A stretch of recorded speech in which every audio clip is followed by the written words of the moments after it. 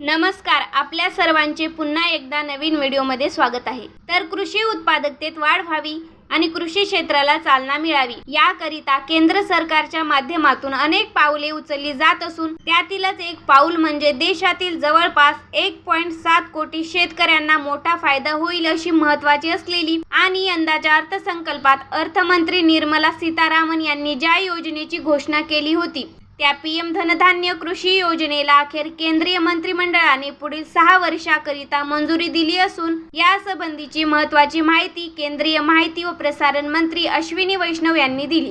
त्यांनी म्हटले की या योजनेसाठी प्रत्येक वर्षी 24,000 कोटी रुपये खर्च अपेक्षित असून एकाच योजनेमध्ये आता सध्या अस्तित्वात असलेल्या 36 प्रकारच्या वेगवेगळ्या योजनांचा समावेश करण्यात आला आहे। या योजनेच्या माध्यमातून कृषी क्षेत्राचा विकास आणि पिकांच्या काढणीनंतर साठवणूक क्षमतेत वाढ तसेच पेरणीच्या सुविधांमध्ये सुधारणा करणे व या सगळ्या विविध प्रकारच्या प्रयत्नातून शेतकऱ्यांच्या उत्पादनात वाढ करण्यावर भर दिला जाणार आहे। सध्या देशातील ज्या जिल्ह्यामध्ये कृषी उत्पादकता कमी आहे अशा 100 जिल्ह्यांची निवड अगोदर केली जाणार असून 36 योजना एकत्रित करून त्या सगळ्या या योजनेच्या माध्यमातून आता राबवल्या जाणार आहेत। तर जाणून घेऊया की या योजनेचा शेतकऱ्यांना कसा मिळेल फायदा।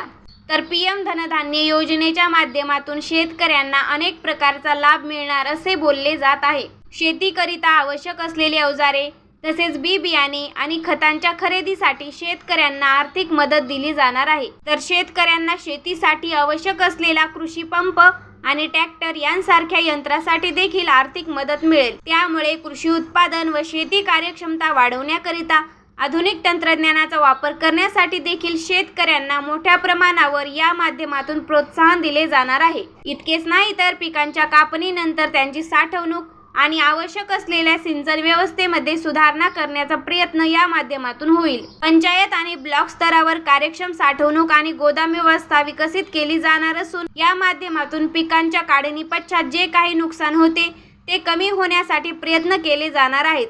शेतीसाठी उच्च दर्जाची खते आणि सुधारित बी बियाणे आणि खते पुरेशा प्रमाणात पुरवण्याच्या दृष्टिकोनातून प्रयत्न केले जाणार आहेत। कृषी क्षेत्रामध्ये रोजगाराच्या संधी वाढवण्यावर भर दिला जाणार आहे। उत्पादकता वाढवण्याच्या दृष्टिकोनातून हवामान विशिष्ट शेती तसेच पाण्याची कार्यक्षमता आणि अचूक शेतीचा अवलंब करण्याला देखील प्रेरणा या माध्यमातून मिळेल। तर दिलेली माहिती आवडली असल्यास चॅनलला नक्की सबस्क्राईब करा। धन्यवाद।